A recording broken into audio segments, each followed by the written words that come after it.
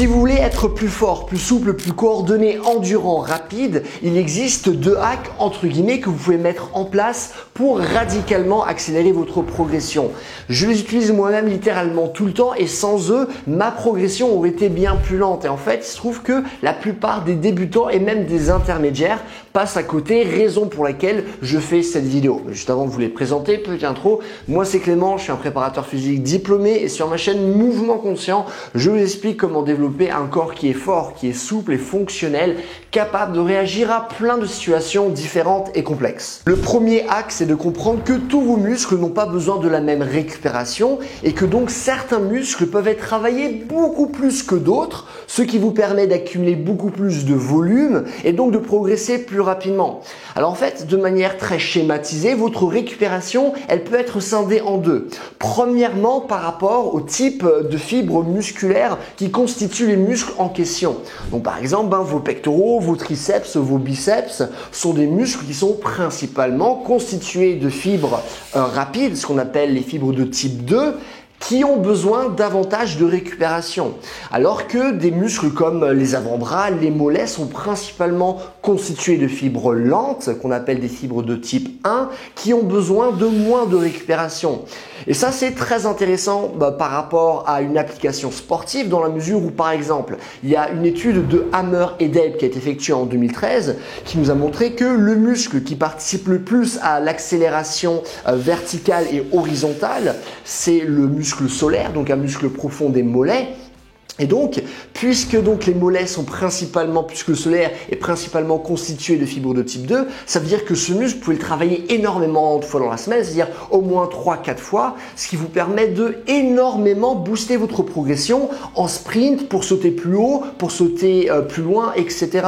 Dans la même perspective, si maintenant vous êtes un grimpeur et que vous avez besoin d'une force de grippe assez conséquente, pareil si maintenant vous faites du jiu-jitsu brésilien, du judo, etc., et ben vous pouvez travailler votre grippe énormément de fois dans la semaine parce que ce sont des muscles qui peuvent justement accumuler énormément de travail, ce qui est beaucoup moins le cas par exemple de vos pectoraux. Ok ? Donc ça, c'est déjà une manière de schématiser ça. La deuxième manière, ça va être par rapport au volume de vos muscles. C'est-à-dire que même par rapport à des muscles qui sont principalement constitués de fibres rapides, donc de type 2, comme j'avais dit, les pectoraux, les triceps et les biceps, et ben même à l'intérieur de ces groupes musculaires-là, ces muscles ne vont pas récupérer de la même manière parce que plus un muscle va être volumineux, plus il aura tendance à avoir besoin davantage de récupération avant de pouvoir être à nouveau travaillé avec une très grande intensité. Et c'est pour ça que par exemple vos biceps qui sont plus petits que vos pectoraux pourront être travaillés beaucoup plus de fois que vos pectoraux. Et donc ça, c'est très intéressant à garder en tête parce qu'en fonction de vos objectifs, vous allez en fait vous rendre compte que vous auriez pu travailler beaucoup plus dur parce que votre corps aurait pu encaisser ces stimulus-là et vous faire progresser plus rapidement. C'est pour ça que c'est très important de faire attention à la manière dont vos différents muscles récupèrent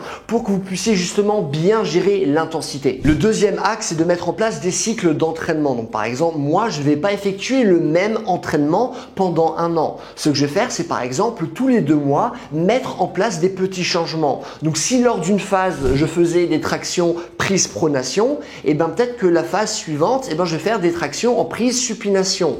Ou si j'effectuais des good morning pour gagner en souplesse au niveau de mes ischios, lors de la prochaine phase, je vais effectuer des Jefferson curls. Et ça, c'est quelque chose qui est très important pour 3 raisons principales. C'est que ce que vous devez comprendre, c'est que bien sûr, si vous avez des objectifs, votre entraînement doit être constitué d'une manière spécifique à ces objectifs pour que le corps s'adapte justement en ce sens et vous donne les résultats spécifiques que vous souhaitez avoir. Mais ce qui se passe, c'est que si maintenant vous travaillez toujours dans les mêmes angles, avec les mêmes exercices, toujours avec le même protocole de répétition, au bout d'un moment, vos muscles vont être sursollicités, toujours finalement dans les mêmes configurations, et donc ils vont manquer de récupération spécifique. Et donc ce qui est intéressant, c'est de travailler dans des exercices qui sont très très similaires par rapport aux patterns travaillés, par rapport aux muscles travaillés, mais simplement mobiliser les fibres, les articulations, etc. d'une différente manière pour leur permettre de mieux récupérer et donc d'augmenter les performances. Ça, c'est une première raison. La deuxième raison, c'est que si vous travaillez toujours toujours dans les mêmes configurations, vous augmentez votre risque de blessure de surutilisation. Typiquement, par exemple, les tendinites.